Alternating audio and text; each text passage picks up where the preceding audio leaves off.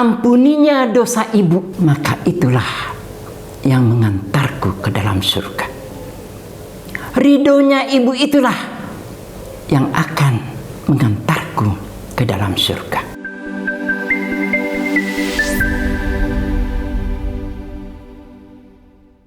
Assalamualaikum warahmatullahi wabarakatuh. Alhamdulillahi rabbil alamin. Hamdan syakirin, hamdan na'imin, hamdan yuafi ni'amahu wa yukafi mazidah. Ya Rabbana lakal hamdu kama yanbaghi li jalalik wajhikal karimi wa azimi sultanik. Allahumma salli ala sayyidina Muhammadin wa ala alihi wa ashabihi ajmain. Amma ba'd. Tidak ada kata yang indah mulia yang keluar dari kedua belahan bibir manusia. Hanyalah ucapan puja dan puji syukur kehadirat Allah Subhanahu wa ta'ala yang telah memberikan kesehatan dan keafiatan kepada kita sekalian, sehingga pada hari ini kita dapat bertemu di studio Tolopani Kementerian Agama Kota Gorontalo. Salam dan taslim atas junjungan kita Nabi besar Muhammad sallallahu alaihi wasallam beserta sahabat, qarib, keluarga, tabi'at tabi'in, wa man tabi'ahum bi ihsanin ila yaumiddin. Dan insya Allah syafaat beliau selalu mengalir kepada kita sekalian.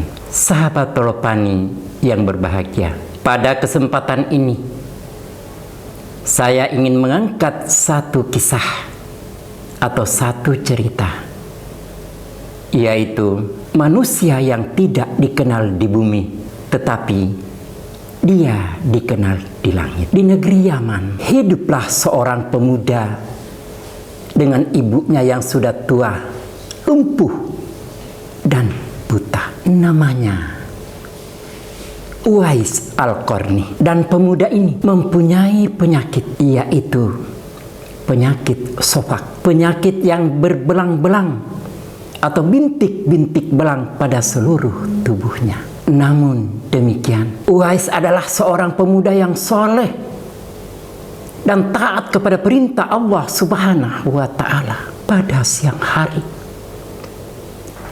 Uwais bekerja mencari nafkah, mengembalakan kambing untuk kebutuhannya dengan kebutuhan ibunya. Uwais selalu beribadah pada tengah malam hari atau pada malam hari, sampai-sampai cucuran air mata. Pengemalan, pendekatan diri kepada Allah Subhanahu wa ta'ala, seolah-olah pada saat ia beribadah, Allah itu sudah menyatu pada dirinya. Uwais Al-Qarni mempunyai seorang ibu yang sudah tua, yang lumpuh dan buta. Uwais Al-Qarni selalu merawat, menyayangi, memperhatikan, berbakti kepada ibunya, senantiasa mendampingi ibunya dan memenuhi semua perintah ibunya. Hanya satu permintaan ibunya yang sulit Uwais laksanakan. Pada suatu ketika, ibunya berkata kepada Uwais, "Wahai Uwais anakku, mungkin ibu sudah tidak lama lagi hidup bersamamu. Maka ikhtiarkanlah, usahakanlah ibu bisa mengerjakan haji." Mendengar permintaan ibunya, Uwais tercengang, Uwais terkejut, karena Uwais berpikir sangat sulit ia laksanakan, karena mereka tinggal di Yaman. Tempat yang dituju adalah Mekah. Yaman dari Mekah jaraknya 400 km. Uwais berusaha mencari jalan keluar, berpikir, apakah mungkin, apakah bisa aku membawa ibuku ke kota Mekah dengan suasana padang pasir tandus dan panas matahari. Tiba-tiba muncullah pemikiran Uwais di dalam benaknya. Kalau begitu, aku akan ingin membeli seekor anak lembu. Maka dibelilah seekor anak lembu. Pertanyaannya, untuk apakah anak lembu yang dibeli oleh Uwais? Ternyata anak lembu itu digunakan untuk dia latihan menggendong dari atas bukit sampai ke bawah bukit. Maka dibuatlah kandang anak lembu ini di atas bukit. Setiap harinya Uwais bolak-balik dari atas bukit, turun bukit, naik lagi. Setiap pagi dilakukan seperti itu. Orang-orang melihat Uwais. Orang-orang berteriak dan berkata, Uwais gila, Uwais gila, Uwais gila. Tetapi Uwais tidak memperdulikan itu.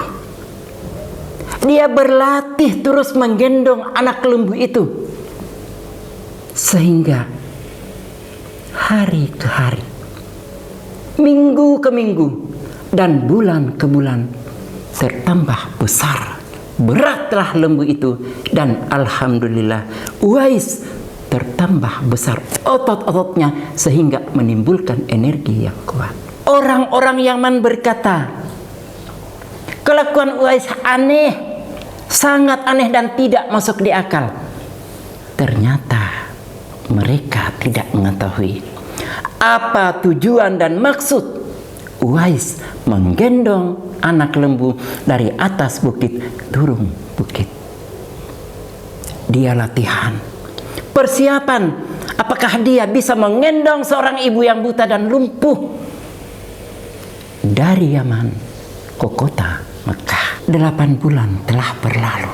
Berat anak lembu itu sudah mencapai 100 kg. Dan Uwais sudah bisa mengangkat barang-barang yang berat. Tibalah musim haji. Maka berangkatlah Uwais dengan ibunya yang sudah tua, lumpuh dan buta. Ia berjalan mengikuti kapilah-kapilah lainnya dan sambil menggendong ibunya. Alhamdulillah, perjalanan yang ditempuh 400 km berhasillah Uwais dengan ibunya. Tibalah mereka di kota Mekah, dan langsung Uwais dengan ibunya sambil menggendong ibunya tawaf 7 kali keliling Ka'bah. Setelah bertawaf, maka Uwais berdiri di depan pintu Ka'bah sambil berdoa. Dia berdoa, ya Allah, ampunilah segala dosa ibuku. Masukkanlah dia ke dalam surgamu ya Allah. Berikanlah tempat yang aman dan adil yang baik di sisimu ya Allah. Mendengar doa Uwais, ibunya berkata, lalu anakku, bagaimana dengan dosamu? Maka Uwais menjawab, terampuninya dosa ibu, maka itulah yang mengantarku ke dalam surga. Ridhonya ibu itulah yang akan mengantarku ke dalam surga. Ridhollahi fi ridal walidaini wa suhtillahi fi suhtil walidaini. Keridaan Allah tergantung dari ridhonya ibu dan bapak, dan kemurkaan Allah tergantung dari murkanya ibu dan bapak. Sahabat Tolopani yang berbahagia, kisah ini adalah suatu kisah seorang wali yang berbakti kepada ibunya sampai titik darah penghabisan. Maka dia dikenal di langit, tetapi tidak dikenal di bumi. Demikian sekilas kisah ini. Wassalamualaikum warahmatullahi wabarakatuh.